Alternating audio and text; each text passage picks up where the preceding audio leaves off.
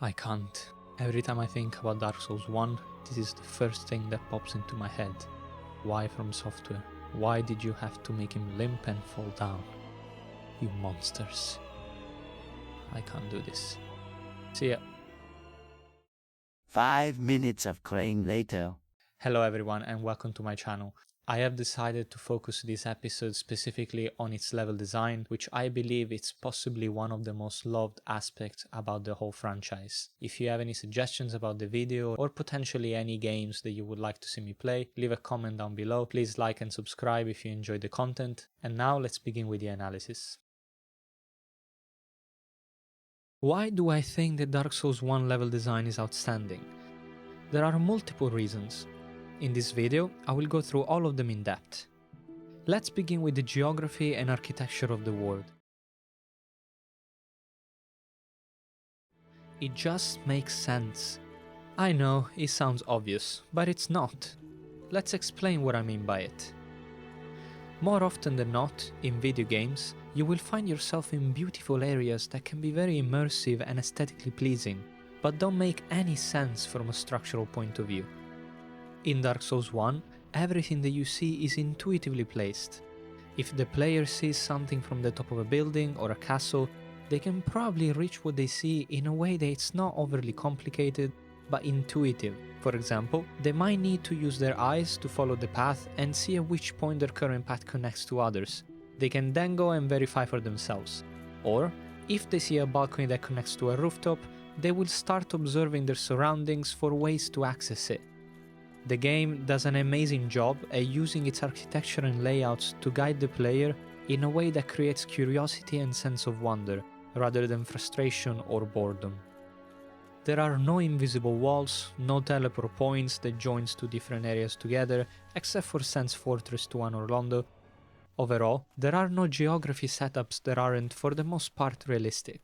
If you're heading down, you wouldn't miraculously appear on top of a mountain. For example, did you know that it's possible to see the Duke's Archive from the Bell Gargoyle area, or that you would be able to see the tree that leads down to Ash Lake from Firelink or Upper Blighttown? That is part of what makes the level design in Dark Souls 1 incredibly special. The development team has diligently left behind clues like a trail of breadcrumbs, and more often than not, they reward players for their curiosity, which is ultimately a very simple but clever way to encourage exploration. If the player is exploring, let's say a dungeon or a place where the visibility is lower, and therefore they rarely have access to higher points of observation from which they can analyze a rather large portion of the map, do not worry. Even though players can and will still rely on their eyes to guide them, the game does an equally wonderful job at guiding them in confined spaces. Let's now discuss the next topic: item placements. Dark Souls 1 is known for its amazing level design, but level design is more than just drawing intricate layouts and mazes. An important aspect that can help in offering immersion and guidance on what to do next, while making sure that the player is having fun and engaging with the world around them, it's how enemies and items are placed. Let's begin with items. Now, I'm not going to sit here and state that every single item in Dark Souls 1 is extremely useful or anything like that. However, often, items found will be specifically designed and placed to be there for a reason. A good example of what I mean is when players manage to find Homeward Bones right before a boss fight. The item itself is nothing amazing or incredibly useful under normal circumstances, however, place it right before a boss fight and it suddenly increases its value or utility.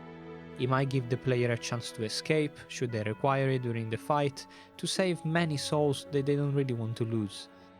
Another great example is how the player can find the Flame Stoneplate ring in Sense Fortress, which increases fire defense, right before progressing and encountering the section with the exploding boulders, which happen to cause fire damage. There are countless examples of how Dark Souls 1 cleverly places items in the right spots. Overall, this provides the player with not only useful and exciting new items, but also pushes them to think about how to use them and when. The game simply says, here's an item that will really help and make your life easier for a while. Do what you want with it. Let's now move on to another key point of Dark Souls 1 great level design: enemies and bonfires. Another very important aspect to consider when creating levels as a game developer are enemies and save points.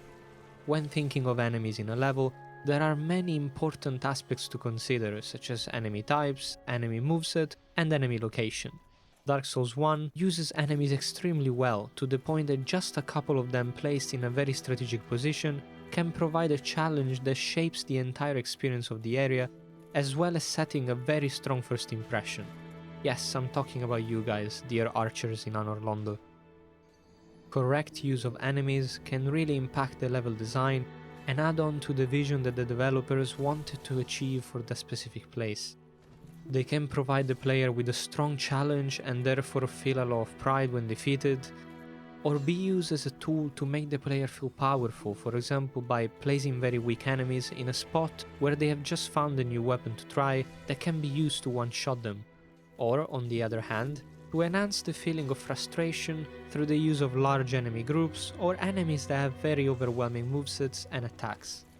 There are countless uses for enemies in video games, but one thing is certain: they are a great tool that is capable of amplify and strengthen the vision that was meant for the area. And in my opinion, Dark Souls 1 is absolutely masterful at placing enemies correctly. An additional aspect of what makes the level design of Dark Souls so fun is the way bonfires are placed. Since the game is very difficult, it's understandable to think that finding a safe spot would feel amazing. But it's not just that. So why? Why does encountering a bonfire in Dark Souls 1 feel like such a happy and incredible moment? A feeling that, in my opinion, has been sort of lost, or at the very least has decreased in the most recent titles like Bloodborne, Dark Souls 3 and Elden Ring. The answer lies in one of the theories of level design: spacing. Bonfires in Dark Souls 1 are spaced incredibly well. In most cases, they are just at the right distance from each other. This causes tension to build up, tension that the player feels more and more and more. The deeper they go into an area, the farther away they are getting from their safe location. However, they are also getting closer and closer to the next one. Place two bonfires too close to each other and the area loses its tension too soon. Place two bonfires too far from each other and the run becomes too frustrating and painful. The perfectly orchestrated spacing of the bonfires is part of what truly makes progressing and exploring areas in Dark Souls 1 a beautifully crafted experience. Right, now it's time to move on to the next point of analysis: loops and shortcuts.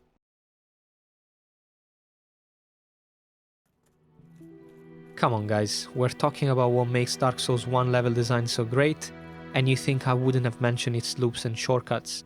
Please. Perhaps the most discussed and loved aspect of the Souls franchise is how the areas and layouts in the game connect to one another. It is truly a work of art.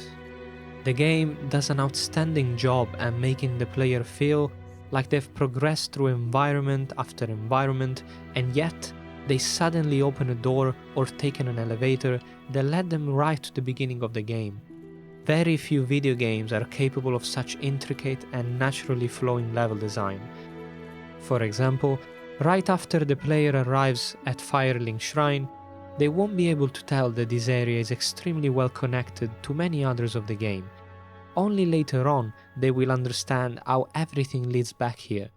For example, from Firelink Shrine, you have a staircase leading down to New London Ruins and potentially Valley of Drakes, Blighttown and Darkroot Basin.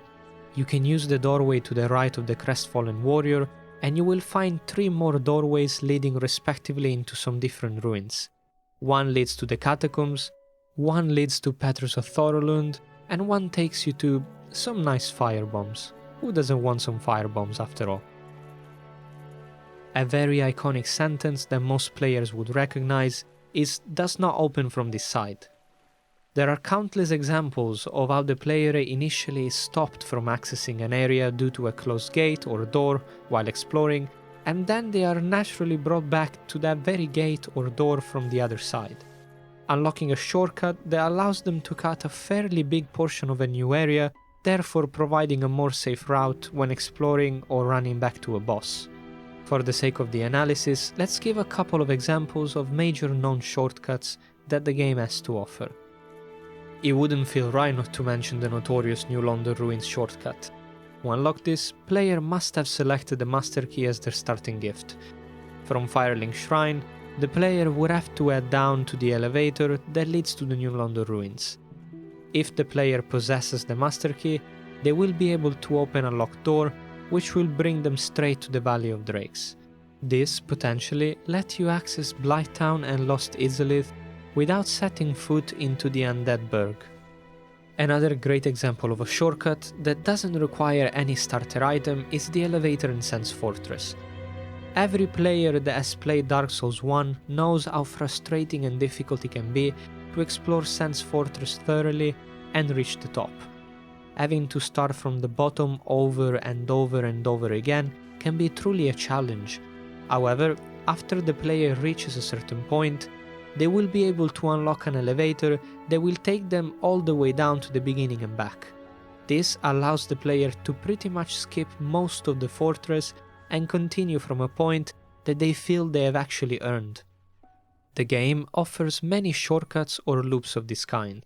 However, before they are unlocked, it requires the player to struggle and truly put in the effort. The feeling of accomplishment when finally unlocked is part of what makes Dark Souls 1 level design amazing.